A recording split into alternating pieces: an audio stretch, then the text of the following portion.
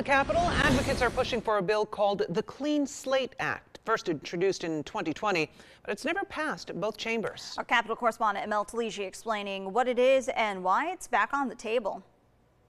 The bill would automatically seal criminal records 3 years after sentencing for misdemeanors and after 7 years for felonies. It would not apply to sex crimes. Advocates say it's nearly impossible for those who were previously incarcerated to get a job or proper housing with records being public. Once you've atoned for these mistakes, you should be able to move forward and make yourself and your families whole.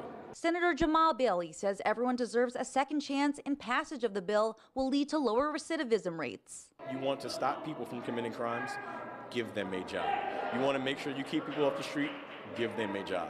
Assembly Minority Leader Will Barclay says while the bill has good intentions, there are simply some crimes that should not be sealed from public records. I think of someone who's applying for a bus driver's job. If they have multiple DWIs in their history, I think the employer should have a right to know about those crimes. When I asked the leader about people who serve their time and struggle to lead a normal life afterwards, here's what he had to say. Well, first of all, you got to realize when you commit a crime, there's going to be consequences of those crimes. That doesn't mean we shouldn't have compassion for someone who's trying to get their lives back together. Assemblymember Edward Gibbs is the first formerly incarcerated New York State legislator. He says he served time in prison in the 80s, but once his sentence was complete, it was difficult finding a job, but eventually he did.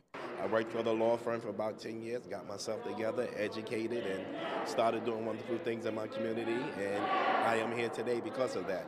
The bill was included in the Senate's one house. We'll keep you updated as to whether or not it's included in the budget. Reporting in Albany, I'm Mel Taligi.